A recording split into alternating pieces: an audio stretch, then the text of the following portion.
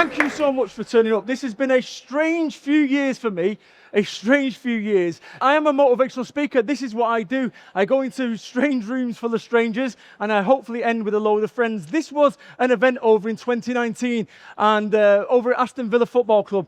And over here was someone sat there. Show of hands, does anyone know who this individual is?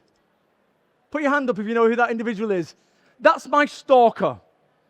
A real-life stalker. Think baby reindeer, but without the fun. So we're going to get onto this, but before I do that, I am going to put my clock on. I have got 100 slides to get to.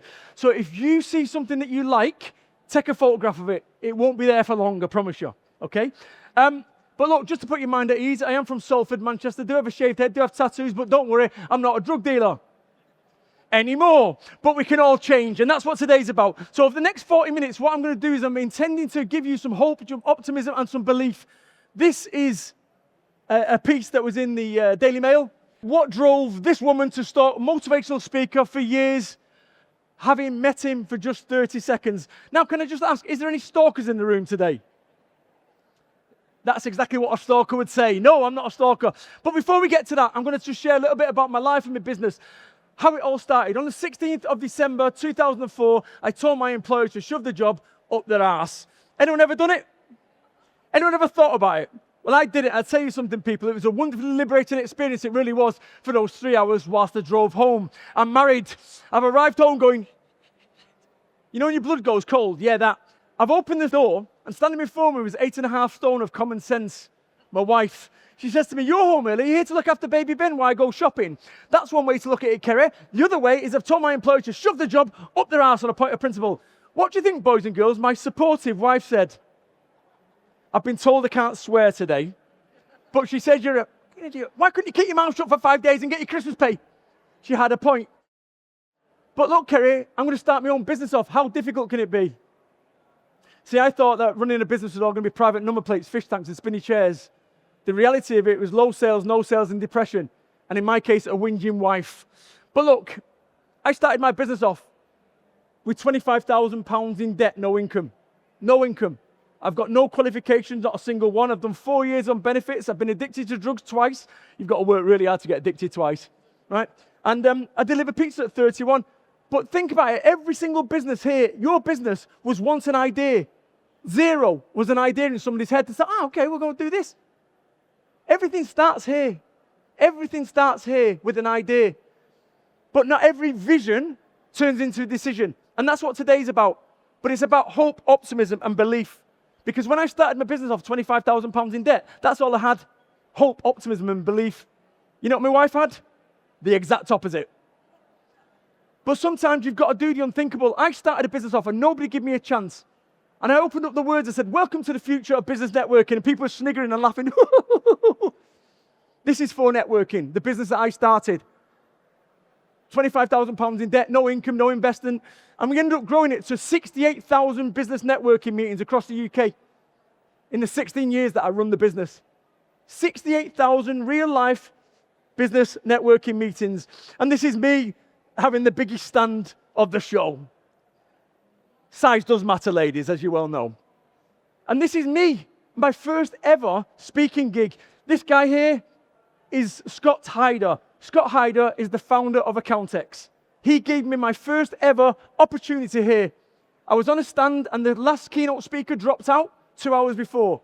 And Scott said to me, do you want to stand in? And I went, yes. Scared to death. I was like shaking like a leaf. I was like Elvis, right? And when I started speaking, I couldn't look at anyone in the eye. I was like Stevie Wonder. In case they steal my soul.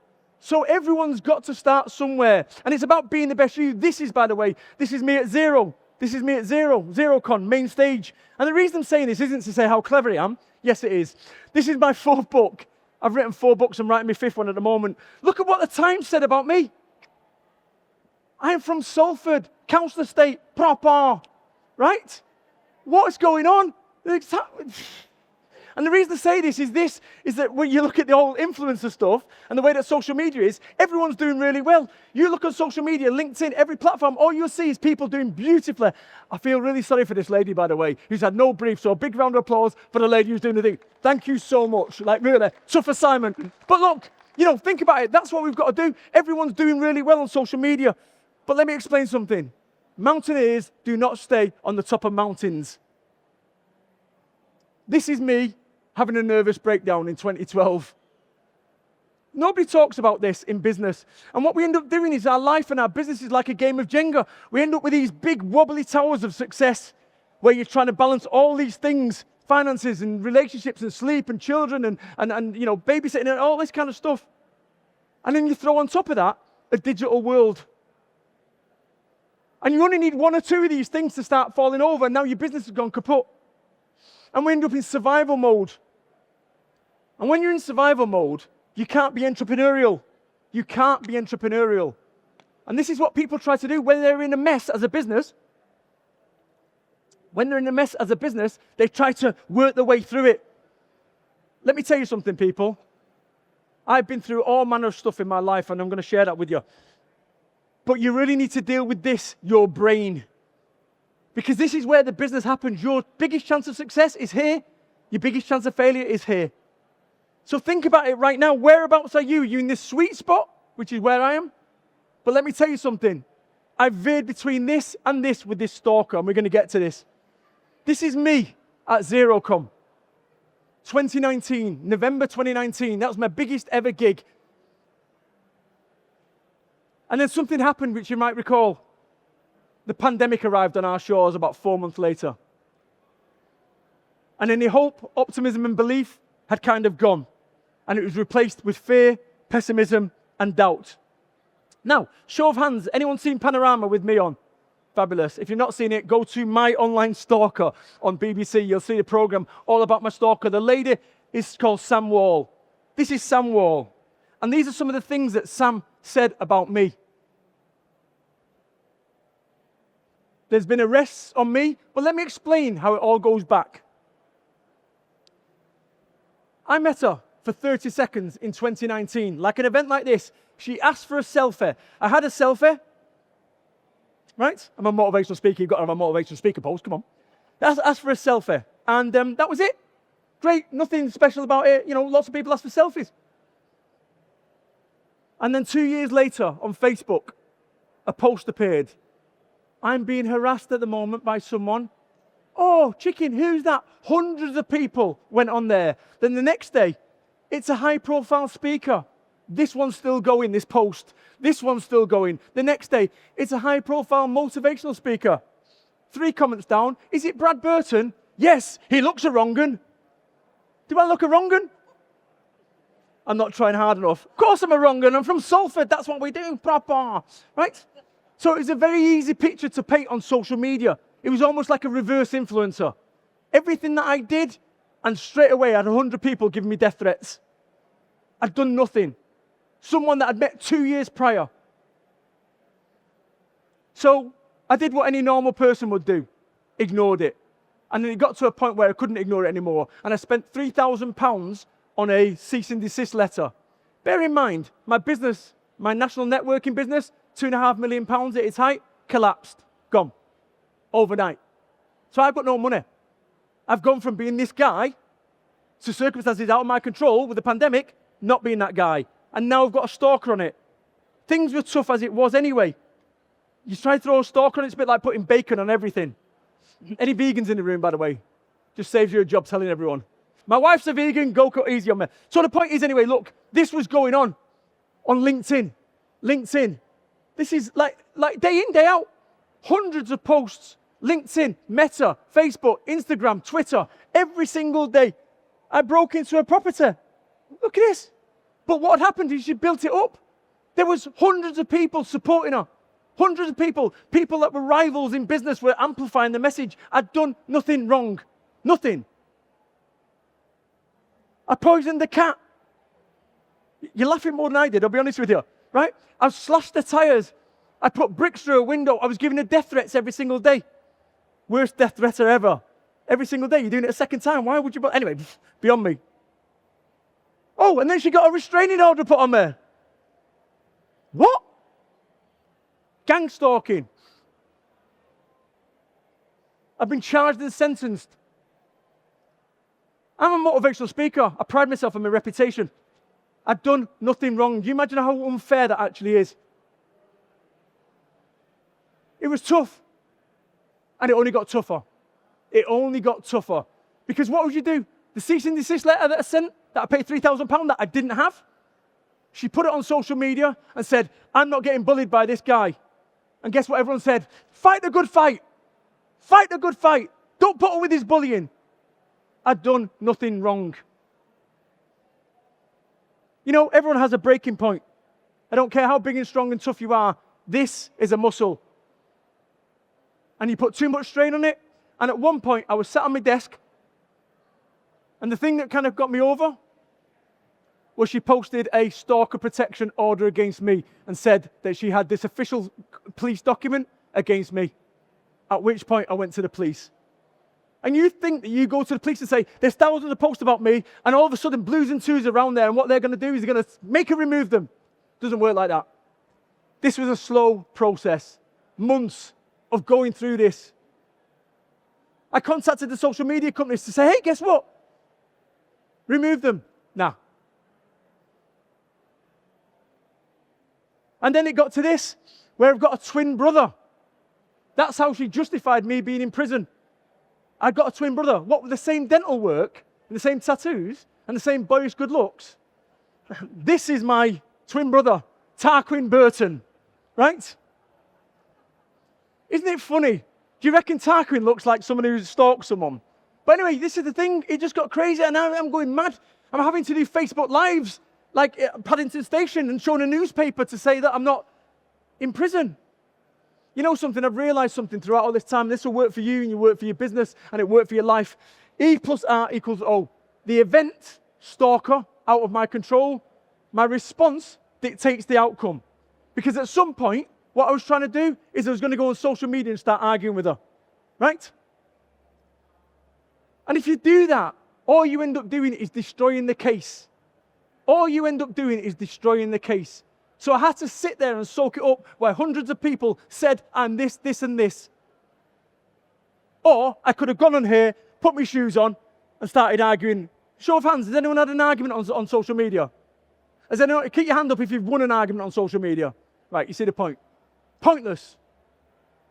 But you know, with every bad hand, and we've all had them, whether it's a pandemic or whatever, there's an ace within it. And you've got to ask yourself a question. What is the ace?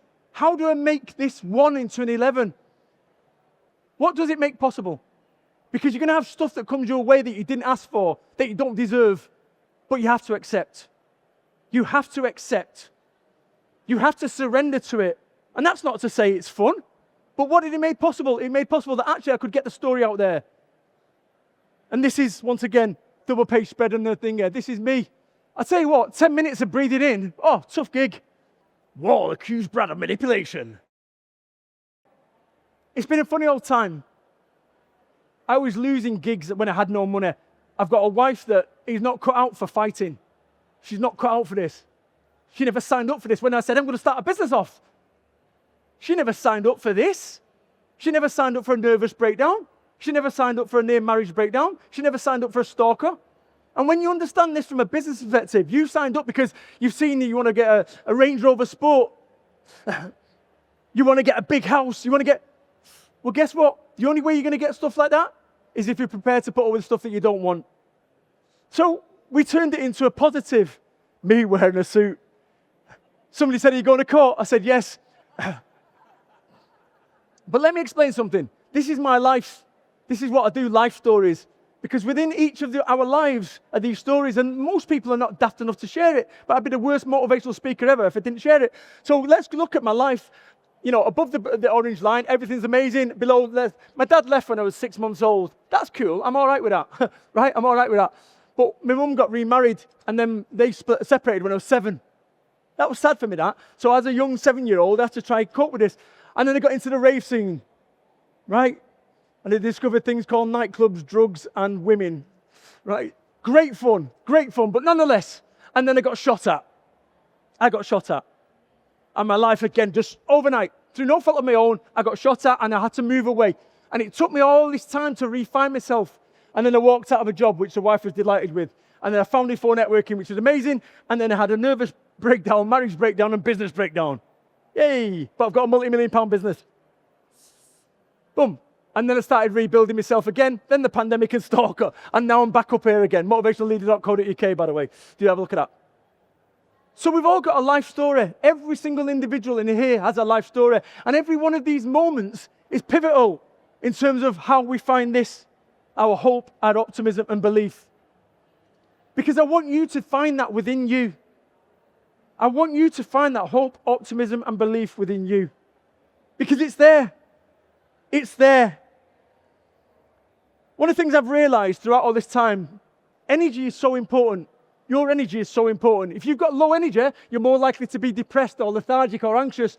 Energy is so important. I want you to look at your phone right now, look at your energy and go, 89%. What happens when you start getting down to like 20% or 10%? You start getting twitchy. Do you have a lead? Oh, no, it's the lightning one. What about you as an individual? What's your energy on right now? Because I promise you, one of the things I've realized throughout all this is low energy is going to cause you problems. So when I go into businesses, I look at the individuals first and foremost and say, what's their energy like on that? And I started looking at myself and going, okay, am I demotivated? Where's my mood? I'm in a good place, 1 to 10. And it's all connected. Everything's all connected. Remember what I said, you are your best chance of success. You are your best chance of failure. It is all connected. So we start looking at our business, we're looking at KPIs and you know, hedge funds, and look at yourself. If you want to get success in business, look at yourself. I'm a bum from Salford, Manchester. Yet somewhere along the way, I created a £1 million, £2 million business. I'm a bum. So what changed? I did. Every choice that you make on every given day matters. Every single choice that you make matters. Every single choice. And every single day, we have 30,000 decisions. We make 30,000 decisions as human beings. How many of them are you actually conscious of? Conscious of. So I'm conscious of every single decision I make. One of the things I've realized, that I've sussed something out. I've been in business 20 years, and I reckon that less than 8% of people do what they say they're going to do. If I say I'm going to get you an email by 12 o'clock, 11:58 it's there. If you say to me you're going to get me an email by 12 o'clock and it arrives at 1 minute past 12, you've told me everything I need to know. So if you want to get ahead in your life and your business, be part of the 8%. And you think about a program or you think about a computer. If you've got a website and it's got bugs, what do? You go in there and you program it and you get rid of the bugs. But what about you and your brain? You are the biggest computer known to man. You're spending your time and energy invested in websites and getting your processes and this, that, and the other. But what about you? So imagine that you're a computer. This is how I got myself through this stalker thing. Delete. So this is me talking to myself. So the old Brad, I was 5.5 stone heavier. 5.5 stone heavier. And I tell you something, I realized, don't go through the food aisle, the biscuit aisle, when you're hungry. Right? Don't do it. No good's going to come from it. So when I'm there, look at that, they just tagged each other in. I love that one. Hardcore. We need 3 people. So delete. So when you've got something that is like negative, delete. Say that to yourself, delete. Or accept. Have I done everything that I can possibly do to fix this problem, whatever the problem is? Yes. That's it. Accept. In my case, going to the police. This process was going to be a years-long process. 4 years. From the minute she started, 4 years, I've had to soak it up.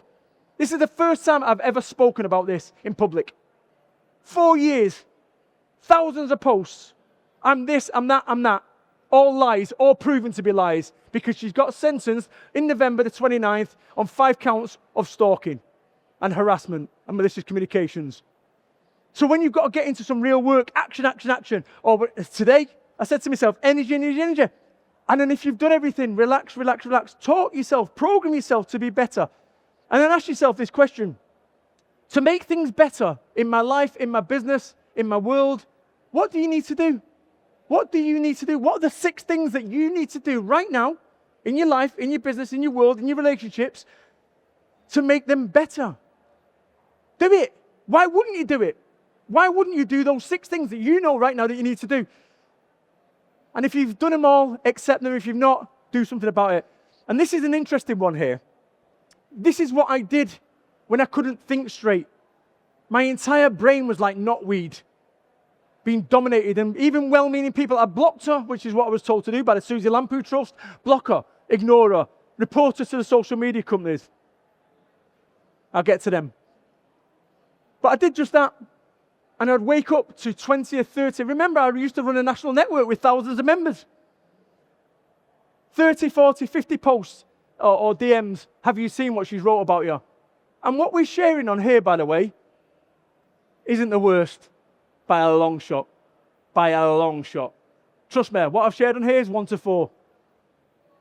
It got to a 10. So when it comes to making decisions, when you're running a business and you're on autopilot, I want you to do this. Ask yourself this question. To move me forward, the best version of me, what would they do in the next minute? What would they do in the next hour? What would they do in the next day? 1, 1, 1. So simple, so powerful, it'll change everything. Because I was dealing with stuff and I couldn't even think straight. And I had to use this methodology to be able to do it. I'm just going to talk about social media. We all love social media. We all hate social media. LinkedIn, my primary platform. You know, I look at this whole thing and I contacted them.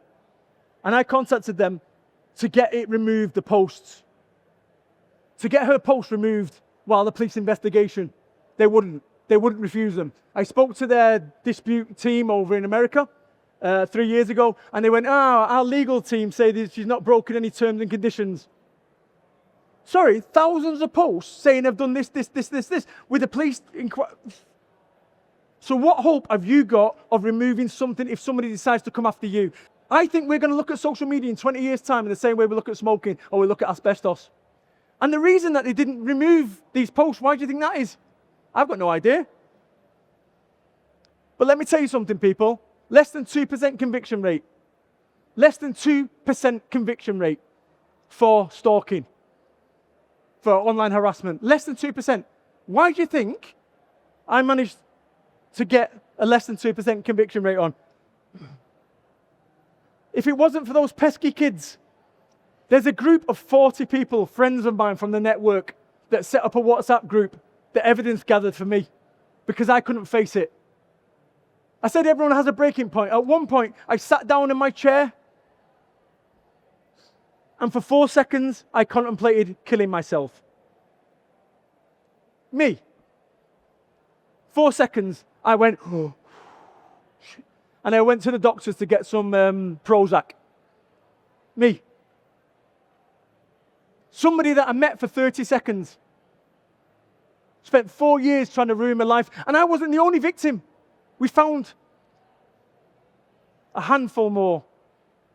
And I joined forces with a lady called Naomi Timpler. And we got a case on this woman. We both joined forces because she'd also been targeted. You know, we get more of what we focus on.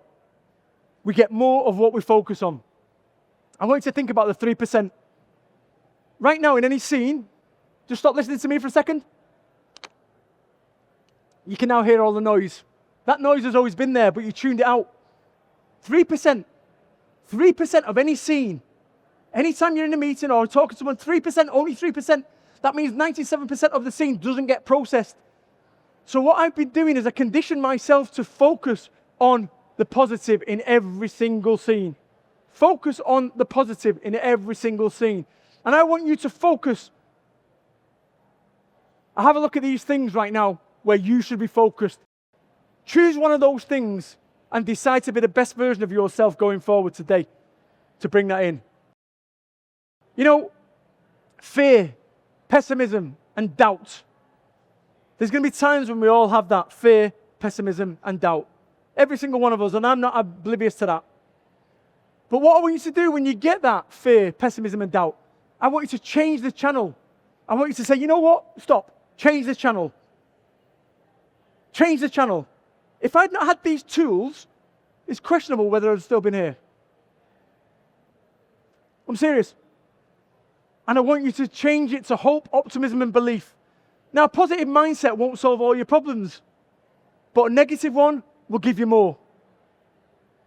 There's no advantage to being negative. There's no advantage to having this. When you feel this way, well, what could go wrong? Switch it to what could go right. And for 3 years, I've not watched the news. I've got no idea what's going on in the real world. I've got no idea. I would rather be uninformed and happy than informed and miserable. This stuff is crazy because in doing this, you end up giving yourself this. You're watching telly every single day, watching news that is this fear, pessimism, and doubt. That is terrifying you. Oh my God, look at the markets. I've got no idea. I don't even know what the interest rate is right now. I've got no idea. It doesn't matter. What matters is this. I look at this here. And the outside world is all mashed up. But my inside world is pretty good. Yeah, a few things get through. But I don't allow people. This is my mental shielding.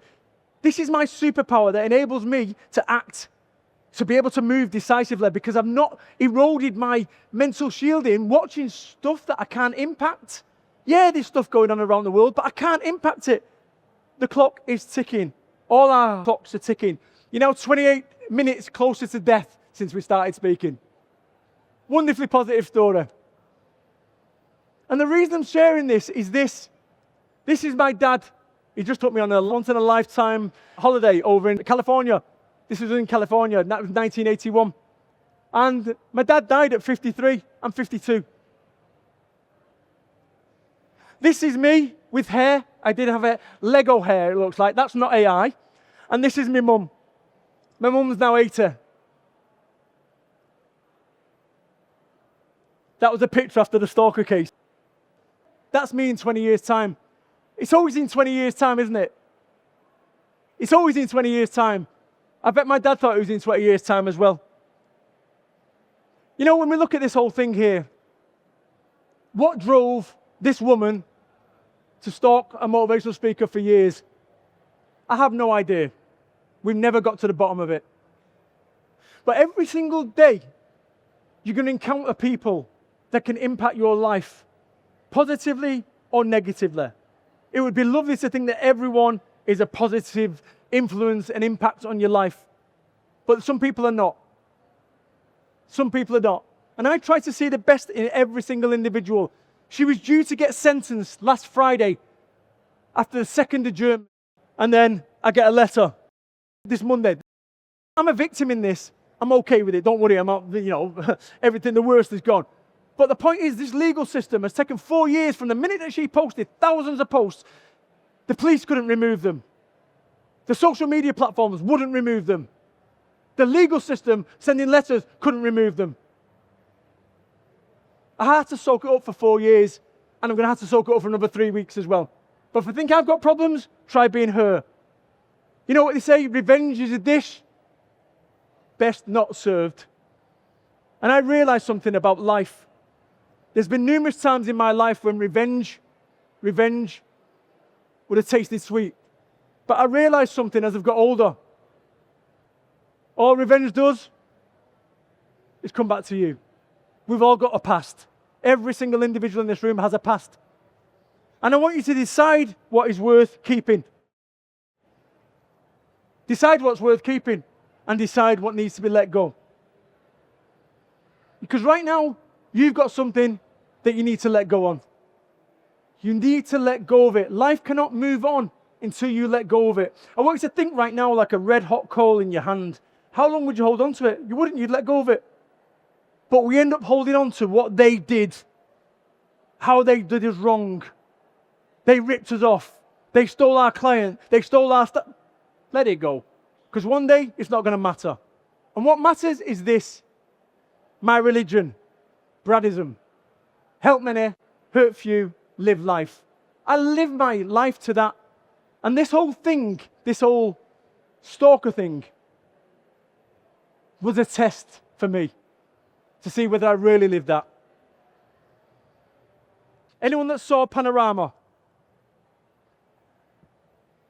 This is my final words on the Panorama show. My online stalker, BBC it, Google it. I said, I forgive her. I forgive her. I forgive her. And I hope that she gets the help that she needs. I don't know what has gone on in that girl's life. But something's gone on in that girl's life. That she spent 4 years trying to destroy an innocent man. A 100% innocent man. That man could have been you. That man could have been you. I think you need to understand this, that the social media companies don't care about any of us. They don't. Thousands of posts, 5 times convicted stalker, 2% conviction rate, Panorama show about it, 6-month investigative journalist, Mail Online, GMB live interview, all of which have told LinkedIn about these posts, and yet they don't contravene their terms and conditions. When I said this, I forgive her, I forgive her, I forgive her, it was almost like I was convincing myself. I watched it back. But I do forgive her. And I do hope that she gets the help that she needs. What you believe is what you become. If I thought of myself as a Salford Street kid from Manchester proper, guess what I'd be? A Salford Street kid. But something changed in me. My belief that things could be better. I'm a working class lad from Salford whose dad left. I got shot at. I've been addicted to drugs twice. I've done 4 years on benefits. I delivered pizza at 31. I started a business from nothing. I created it at its height to 2.3 million, 2.5 million. How did that happen? It happened because of this. I believed I could do it. And the first person you've got to convince of your brilliance is you. And I want you to make a declaration to yourself right now, because every single decision that you've ever made in your entire life has brought you here today. Every single decision that I've ever made in my life. Marika, how you doing, kiddo? Go on. Official videographer, give it a big round of applause. Go on. Can you all look like you're enjoying yourself now? All smile. Is that all right? So every single decision that you've ever made in your entire life, and every single decision I've ever made in my entire life, has brought us here today. For the last 38 minutes or whatever it's been, I've been talking to you. I've been talking to you. This is your blue touch paper for you to become the best version of yourself, to step into it. No matter what you've dealt with before, now is the time. I want you to start talking yourself into things. Stop talking yourself out of things. Oh, I can't do it because I'm going to wait till... No, start saying yes. Start saying yes. Start saying yes. I wouldn't be stood here today if I'd not said yes to Scott Hyder, the founder of Accountex. I started a career that's taken me all over the world. I've taken my kids on a once-in-a-lifetime holiday 14 times. None of this would have happened if I didn't do what everyone told me I shouldn't do. Next time that you have any fear, you have any pessimism, you have any doubt, I want you to swap it out with this hope, optimism, belief, because that's the thing that has got me through, and that's the thing that sees me on this stage. Boys and girls, the last 4 years have been tough, really tough. A pandemic, a near marriage breakdown, a stalker. But the fact that I'm stood here today, and you lovely people have all come to join me today, says, you know what? It all makes sense. And if I've gone in some way, my mum said something really powerful to me. 80-year-old mum. She said, Brad, maybe, just maybe, you have to take this so that someone else doesn't. My name is Brad Burton, the motivational leader. Thank you very much.